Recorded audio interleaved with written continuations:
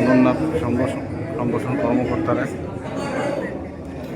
তাদের শ্রদ্ধাঞ্জলি জ্ঞাপন করছেন। আপনারা দেখতে পাচ্ছেন এখানে একের পর এক সংগঠন কর্মকর্তারা তাদের শ্রদ্ধাঞ্জলি জ্ঞাপন করে অমর শহীদদের প্রতি তাদের শ্রদ্ধা জ্ঞাপন করছেন।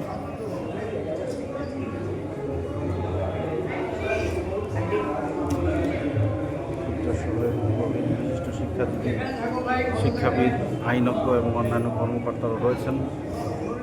এই আবেগঘন ভাবগম্ভীর পরিবেশে নিজেকে সংযুক্ত করে অমর শহীদদের প্রতি তাদের শ্রদ্ধাঞ্জলি জ্ঞাপন করছেন।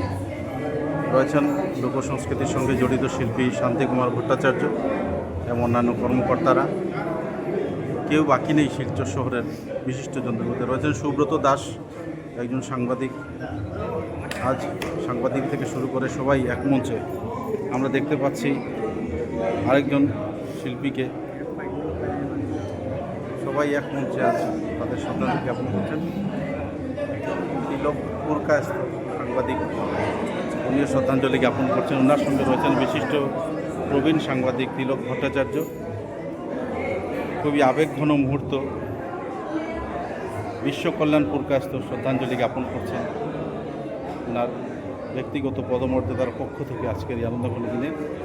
সব মিলিয়ে এক ভাবগম্ভীর পরিবেশে আমাদের এই শ্রদ্ধাঞ্জলি অনুষ্ঠান চলছে এবং আমি মনে করি এই শ্রদ্ধাঞ্জলি অনুষ্ঠানে আপনারা সবাই আগামী প্রজন্মের কাছে নতুন কিছু একটা তুলে ধরবেন।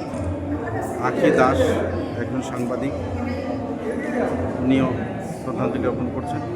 শুভ্রাংশু পাল, একজন বিশিষ্ট শিল্পী, উনি ঢোলক বাজান, সেই সঙ্গে খেলার সাথেও জড়িত রয়েছেন।